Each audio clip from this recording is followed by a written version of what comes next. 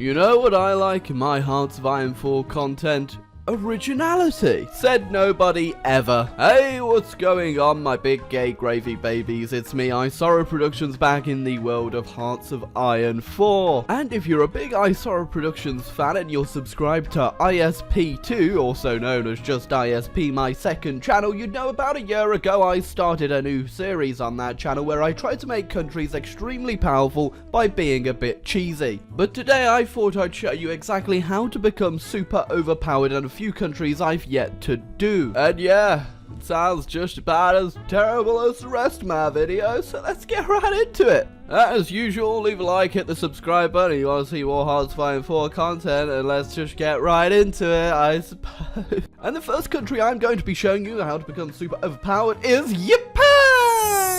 And to be clear, I will be playing in Iron Man mode, just so you guys know I'm not cheesing it too fucking hard. Have you ever played Japan and thought, why the fuck should I be invading China when they've got jack shit other than a bunch of people for me to enslave into the army? They don't even have fucking hentai. Well, good sir, if I was to tell you if you were to focus on your naval doctrine and get a bunch of planes ready, maybe you could do something other than invading China. And what if I told you all you need to do is start focusing building on this brand new carrier you've got here, because you're going to need a couple up-to-date battleships. You'll want to start with your carrier first and then move on to the level 2 battleships Japan starts with. For the rest of your production line, just focus on getting those Japanese soldiers some guns so they don't have to fly planes into each other. For your focuses, you've got to make sure you stick with the original Japanese path, or at least the communist one, but the communist one will set you back and you won't have as much time to do this as you were to stay fascist. Next up, make sure you get all of your ships together and make them into a mega death stack. But Isara, mega death stack's not very efficient. I'm sorry, did I stutter? I think I said mega death stack! Once you got that first carrier out, make sure you split your production between battleships and carriers, because trust me, you're going to fucking need them later. Oh,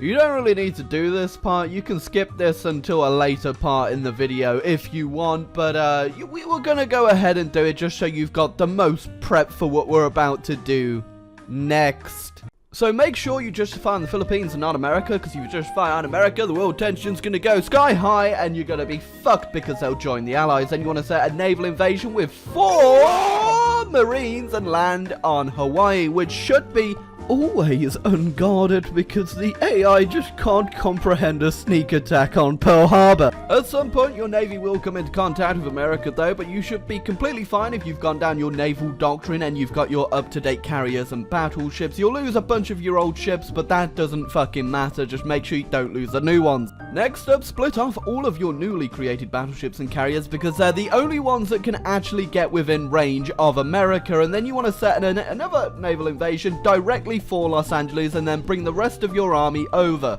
And once again, the AI is absolutely terrible in 1937, so you should be able to secure a beachhead and not be pushed out of the port by the time your soldiers actually get here from mainland Japan. And once the hentai defense force has arrived, you just want to focus on snaking and encircling the Americans, because they will have nowhere near the amount of troops to cover their front line. So don't really focus on fighting them as much as you want to get around them, encircle them and kill them, and eventually you should be able to just completely walk around their front line and straight into Washington. That's right, it's Hirohito's Rockin' Rockabilly 1938 tour of the Americas. Every big city's getting visited. And there you fucking go, America's dead, and when you're in the peace deal, you want to go ahead and make sure that you also actually satellite the Philippines, or they will go on to probably join the Allies and you'll be at war with them. But there we go, that is the first OP strat. It's 1938, I have all of America, and I'm ready to fuck China if I so fucking please. You can also carry this on, invade Mexico, and then later invade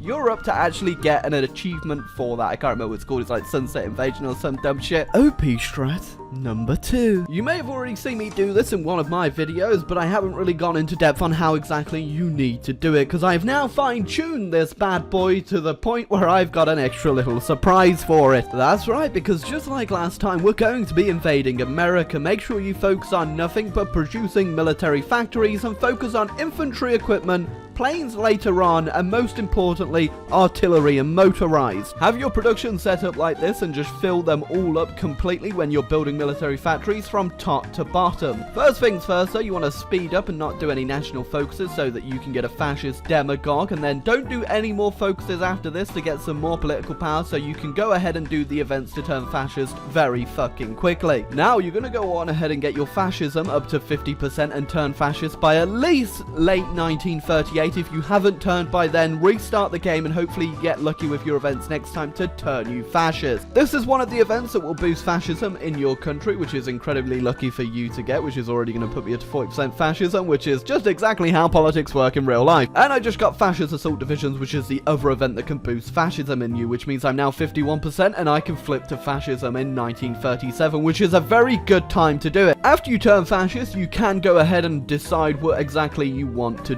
do here, because if you click Return of the King, you'll get yourself a minus 25% war gold time, which is exactly what you want if you've done this in 1938, but if you've done it beforehand, don't do it because it'll give you a negative political power bonus. Only do this if you're running out of time. This time around though, you want to go ahead and justify directly on America to raise world tension as high as it can fucking go. Make sure your navy's in the channel and Britain's protected and you've done issue gas masks so you can go down to the Military Training Act, and then you just want to go ahead and do exactly what we did with Japan. Declare war on America, make sure you start snaking and it should be good. But if you've done this correctly and you declare war on America, some things will be a little different with this war from what I've noticed with the new DLC. As you just saw, a faction was created in the game. I'm just gonna click on that in a second though, because now that America has created their own faction, France is going to fucking join it. So that's why you need to make sure that you put your navy in the fucking channel. But for now, let's just completely ignore France and we're going to beat America as soon as you can. Make sure you get your puppets troops by requesting their forces and you just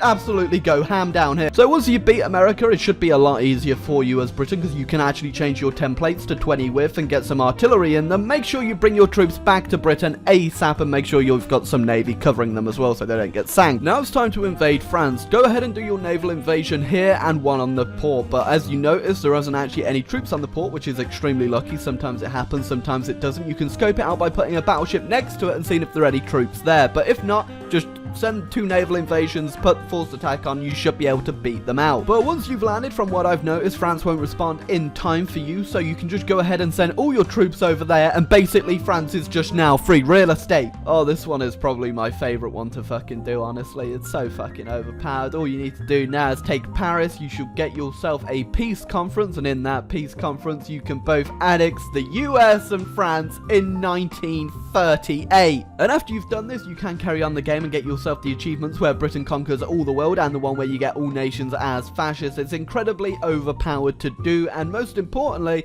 it does require a lot of luck to do. So if you don't do it on your first try, you got to do it on your second one, because getting fascist is really just luck of the fucking draw, honestly. Oh, pish, that's number 3! That's right, boys, it's German Reich time! I've covered this one on my second channel, so if you want to see that uncut, unedited, and the whole thing, go ahead and check over there. But first things you're going to want to do is take out Poland straight away. Unsurprisingly, it's a piece of piss. P.S. Make sure you do the Align Hungary and Align Romania focuses. With Poland knocked out the war, you want to go ahead and get yourself on the border of Stalin exactly as he's doing the Great Purge and declare war on him ASAP. Whilst you're waiting for that, you can go ahead and do the Anschluss and try to get Czechoslovakia, so make sure you just spam out the German infantry template, but do not change it or do not change any of your templates whatsoever. Just spam them out and that's all you're going to need. Now it's time to declare war on the Soviets. Make sure you've produced a lot of fighters and a lot of close air support, which you're going to want to go ahead and put over all of your troops. Make sure you don't change your infantry templates though, because you want the AI to think that they're better than you, but because they've just done the purge,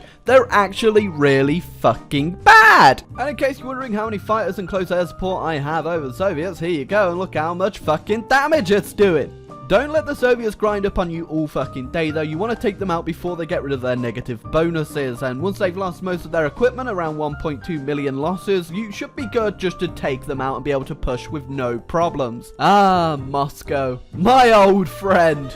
And once you've aligned both Hungary and Romania, now comes the fun bit, because now you want to do the integrate war economies focus, which makes them both your puppet. And eventually the Soviet Union will capitulate, and it will be 1938. You'll have all of Poland, all of the Soviet Union, and you'll have Hungary, Romania as a fucking puppet. This is the most overpowered game you could possibly do. So yeah, you are incredibly powerful in this playthrough now. You haven't even gone past the historical start date for World War II, and you have Poland, the Soviet Union, Czechoslovakia, Austria, Hungary, and Romania. You are incredibly fucking unstoppable now. Yeah, this will be the last one for today though. I hope you all enjoyed the three I showed you. They are incredibly overpowered. I have a few more on my channel, on my second channel that is, if you want to go watch those in full. There are no explanations to them, but if you slow down the video you can probably see and understand what's going on. But yeah, I hope you all enjoyed the video. I hope you all learned some fun ways to play the game and be super overpowered. I don't know how many of these are known, but I have already covered them on my second channel. If you did enjoy the video and you want to see more, I have way more of these I can show you for France, the Soviet Union. I have a couple of different ones for Britain as well, taking out Germany early. If you want to see those, feel free to leave a like, hit the subscribe button, and let me know down below, because this is a completely different video than I usually fucking do. But either way, I hope you enjoyed the video, and I'll see you all next time.